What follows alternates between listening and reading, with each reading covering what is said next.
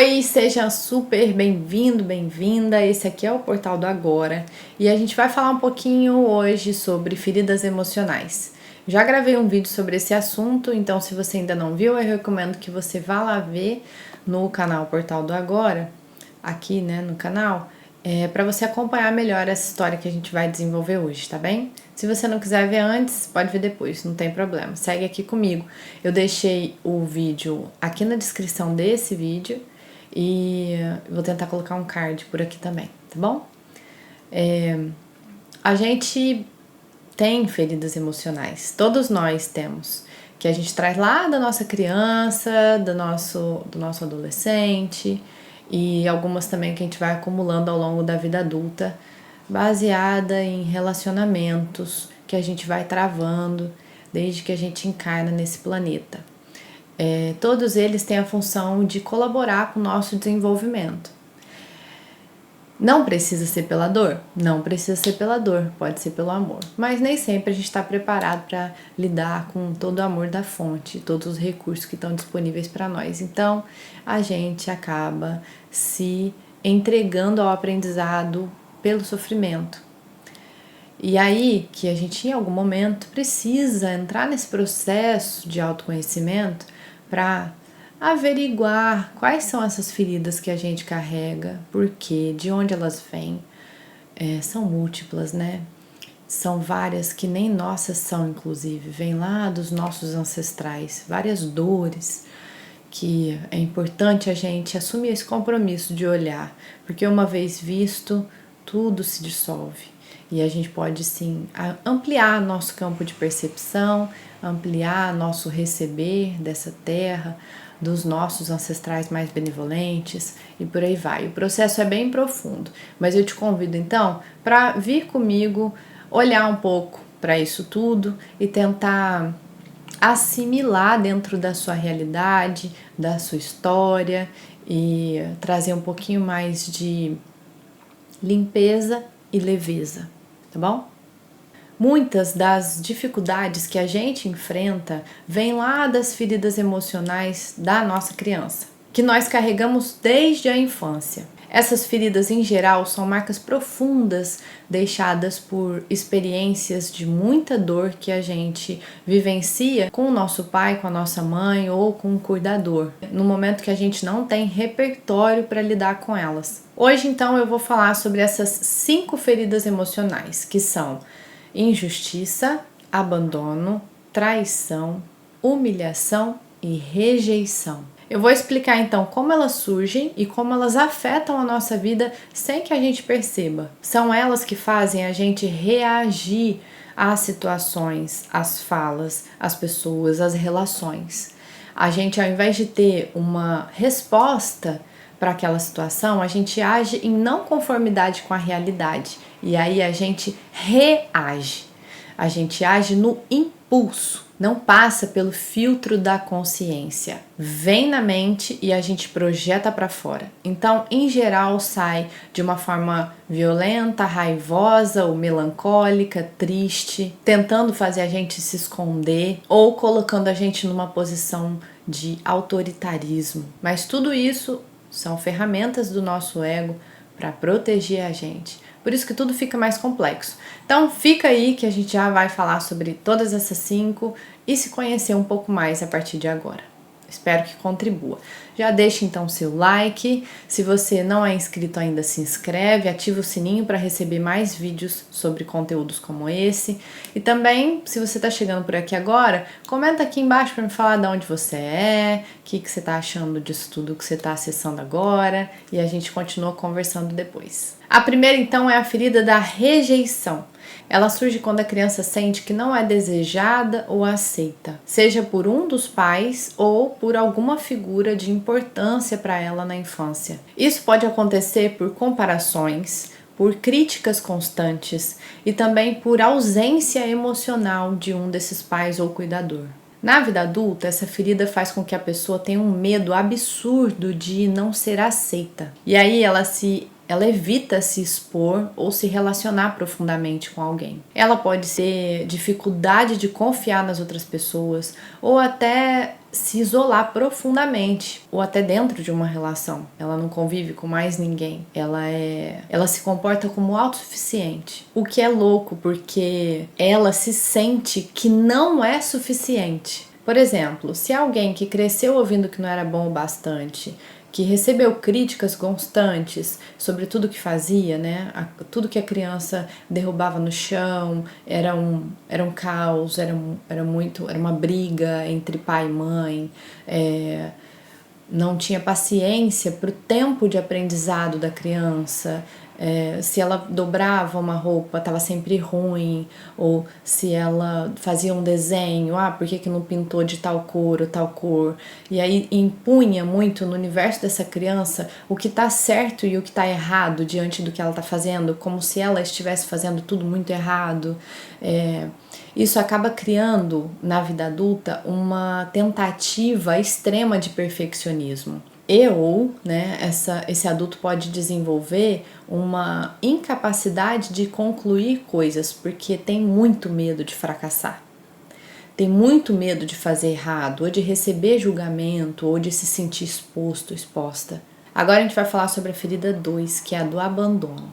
Ela acontece quando a criança sente que foi deixada de lado, emocionalmente ou fisicamente. Pode ser porque um dos pais, ou os dois, nunca estava presente em casa ou em momentos importantes, ou de fato esqueceu ela em algum lugar, e aí com a hipnose, com a regressão, a gente pode voltar nessa situação durante a sessão terapêutica e olhar para essa situação, explicar para essa criança lá atrás que não foi proposital, que esse pai... Isso acontece, né? Os pais às vezes esquecem a criança na escola ou, enfim, na casa da avó, combinam uma hora e não chega na hora combinada. A criança não tem maturidade emocional para justificar. O adulto tem, a criança não. Então a criança, ela pode sim cristalizar esse momento como um abandono. Pode ser também porque esses pais trabalhavam demais ou porque eles não ofereciam o suporte emocional que essa criança precisava. No adulto, isso acaba gerando uma necessidade constante de atenção ou de validação. Então, muita gente tem dificuldade de relacionamento ou entra num relacionamento que acaba rápido porque o parceiro se sente, em grande parte das vezes, pressionado. É como se todo o tempo que ele tem para oferecer para aquela relação não fosse suficiente, porque na verdade aquela pessoa, aquele companheiro ou companheira se comporta como uma criança carente. Pessoas com essa ferida podem ter um medo absurdo da solidão também, ou de fazer coisas sozinhas. E por isso elas acabam se agarrando aos relacionamentos e, como eu falei, sufocando a outra pessoa. Muitas vezes elas aceitam menos do que merecem também. E aí esses relacionamentos que elas entram são abusivos ou violentos. E elas fazem isso só para não ficar sozinhas. Então são aquelas pessoas que vivem em ciclos de relacionamentos tóxicos ou que sofrem muito quando não recebem atenção suficiente, atenção que elas acham que precisam. Agora a gente vai falar sobre a terceira, que é a ferida da traição. Essa ferida ela surge quando a criança tem a sensação de que foi enganada ou teve a confiança quebrada, geralmente por um dos seus pais, ou os dois, que não cumpriam promessas que faziam, ou ainda eram incoerentes no que eles diziam e faziam. Fala uma coisa e faz outra? Bem comum, né? Quantos pais não vão passear e falam: depois a gente volta aqui para comprar isso, e nunca mais volta? Gente, isso é corriqueiro, mas isso deve ser proibido. Ninguém pode falar para uma pessoa, para uma criança, para qualquer pessoa que ela pode contar com aquilo, que ela vai ter aquilo, ou que... Entendeu?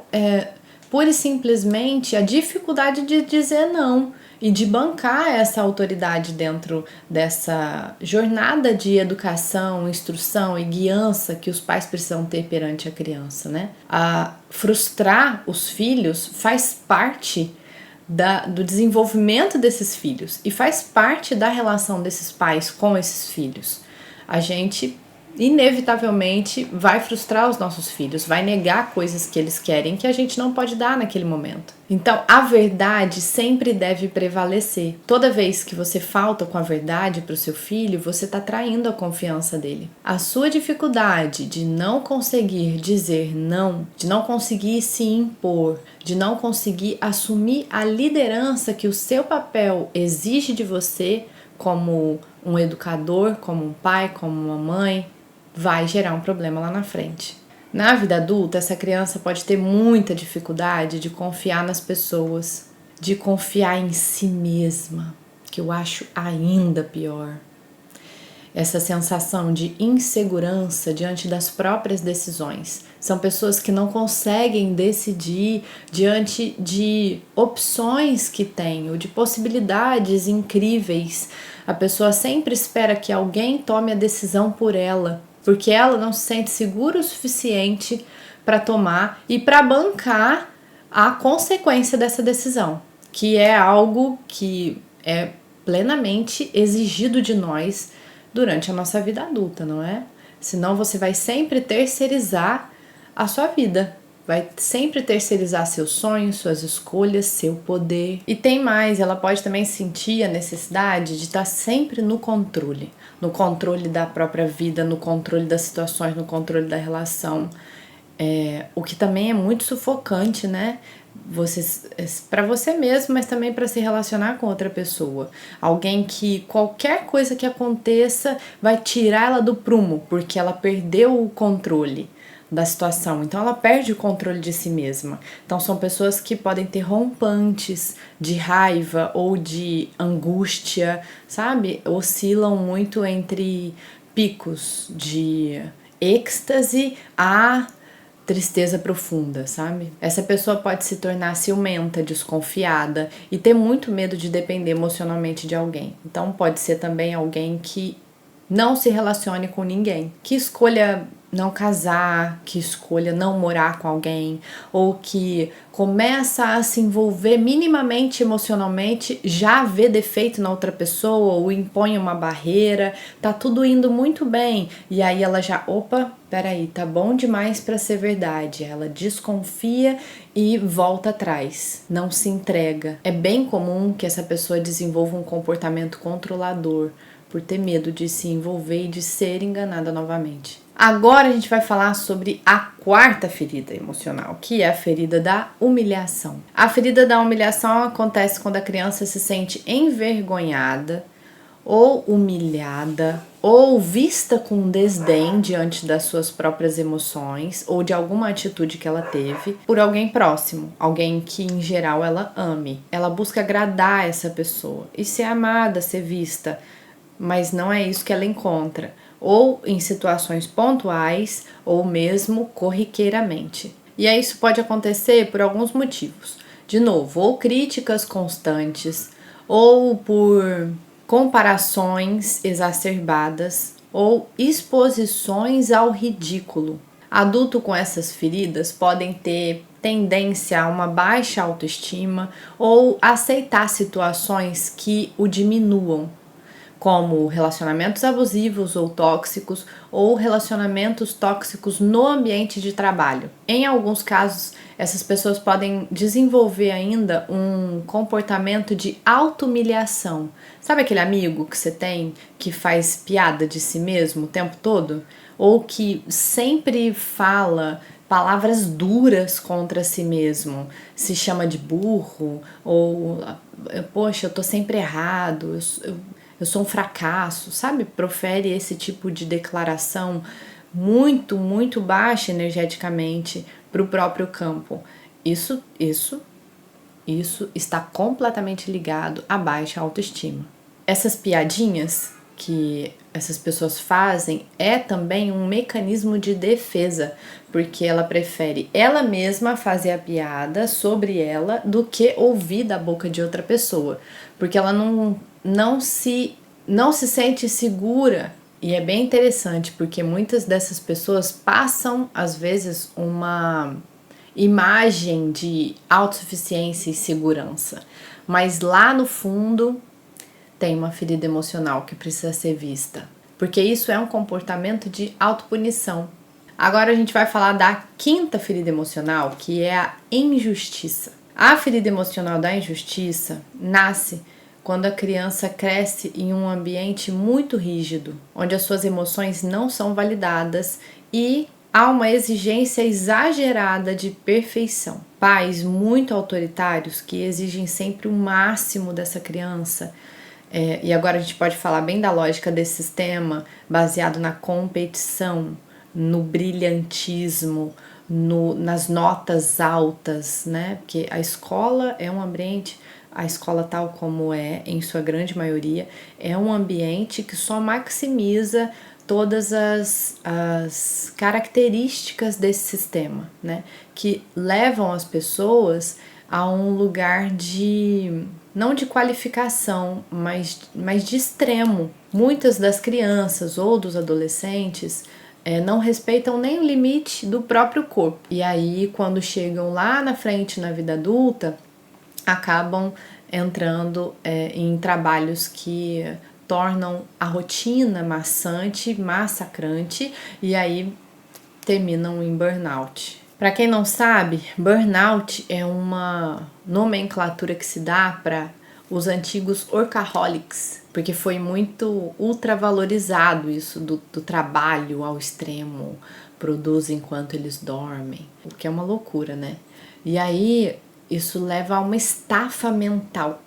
Você não consegue descansar, você não consegue relaxar seu corpo, muitas pessoas têm insônia, não conseguem dormir e acabam soltando essa energia, na verdade essa falta de energia, né, que vem desse desgaste contínuo, em depressão, em falta de propósito, falta de conhecimento das suas próprias vontades, dos seus próprios desejos, do que te motiva, do que te deixa feliz e alegre. Então, só para voltar lá, pais muito autoritários que exigem demais dessas crianças ou dessa criança sem demonstrar afeto provocam esse tipo de ferida. Na vida adulta, essa pessoa tende a ser extremamente crítica consigo mesmo e com os outros à sua volta. É muito difícil alcançar os padrões de qualidade dessa pessoa. Então, esse adulto pode ter dificuldade em aceitar falhar, né? Fracassar, errar, ser inflexível e exigir demais de si mesmo, acreditando, é claro, que precisa ser impecável para ser aceito e para ser valorizado. E a gente volta na lógica da criança para pertencer, porque a criança só faz tudo o que faz porque, voltando lá no primeiro vídeo, ela quer pertencer àquele núcleo familiar, ela quer pertencer, ela quer agradar, ela quer ser vista. Então, quantos adultas estão até hoje tendo comportamentos, sentimentos e ações que refletem suas feridas emocionais, pura e simplesmente para pertencer às relações, para serem vistos pelas pessoas, para serem valorizados, para serem amados? Eles estão ali apenas refletindo dores dessa criança interior. E é importante dizer que todos nós carregamos essas feridas emocionais em maior ou em menor grau. E elas moldam as nossas escolhas, nossos comportamentos, nossos sentimentos, nossos pensamentos, nossos relacionamentos. A boa notícia é que é possível curá-las com terapia, com processos de autoconhecimento, que muitas vezes acontecem na terapia, mas que também dependem de uma vigilância contínua, né? A terapia não é só aquele momento da semana, 1 ou 2 vezes na semana, a cada 15 dias, que você encontra um profissional. A terapia, ela é contínua, ela é o encontro de você com você. Quando você coloca a sua consciência para dialogar com a sua mente, o seu ego, e colocar os pingos nos is, e falar para ele que você dá conta da sua realidade. Você criou tudo que existe no seu universo. E se você criou, você pode descriar a qualquer momento. Parece simples. Na verdade, é mais simples do que o ego diz que é, mas para o ego é extremamente complicado, porque ele é avesso a qualquer tipo de mudança.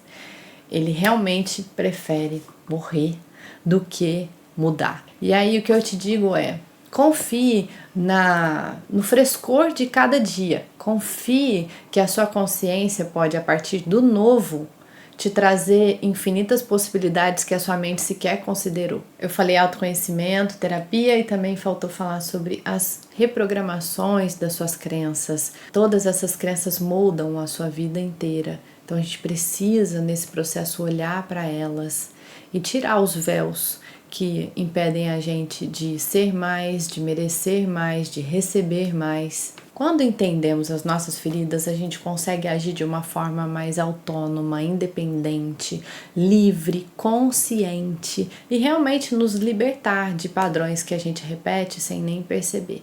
Então, o processo de autoconhecimento demanda de nós coragem. Coragem para enfrentar tudo que a gente aprendeu como certo e errado e a gente assimilou e a gente entulhou o nosso universo mental com infinitos padrões, com respostas automáticas para o que a vida nos apresenta, para como a gente acha que as coisas devem ser, e nos libertar de tudo isso ajuda a gente a fluir melhor com a vida.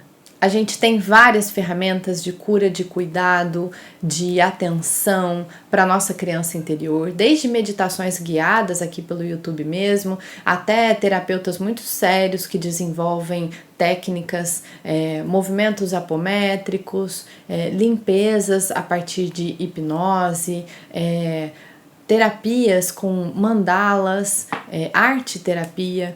Então, assim, tem muita coisa que a gente pode fazer e vou te dizer uma coisa, não é uma vez só, tá? Você vai olhar para sua criança interior várias vezes, por favor, faça isso e você sempre vai liberar mais uma camada, mais uma camada, mais uma camada.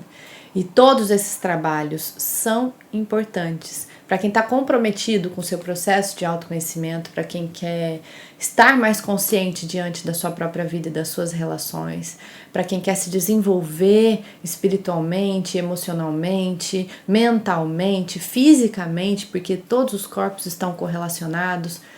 Olhe para a sua criança interior. Eu faço alguns trabalhos, eu também indico outros profissionais. Se você ficou interessado, aqui nos comentários desse vídeo eu tô deixando o WhatsApp da terapia pra gente responder suas dúvidas, te mandar informações, continuar conversando. Vai ser um prazer te auxiliar no seu processo. Se esse conteúdo fez sentido para você, me conte aqui nos comentários qual ferida emocional mais ressoou com a sua história, compartilha comigo o que você aprendeu aqui, o que foi bom para você, me mande perguntas, me mande ideias de vídeos, eu tô super aberta a isso. E também compartilhe esse vídeo nos grupos com as suas amigas, com seus amigos, para que essa mensagem possa chegar mais longe, ok? Se inscreva, ative o sininho e também curta aqui esse vídeo que é muito importante para o engajamento do canal. É sempre um prazer estar com vocês, a gente se encontra no próximo vídeo então. Obrigada pela sua audiência, pela sua companhia e pelo seu engajamento aqui no Portal do Agora. Até o próximo!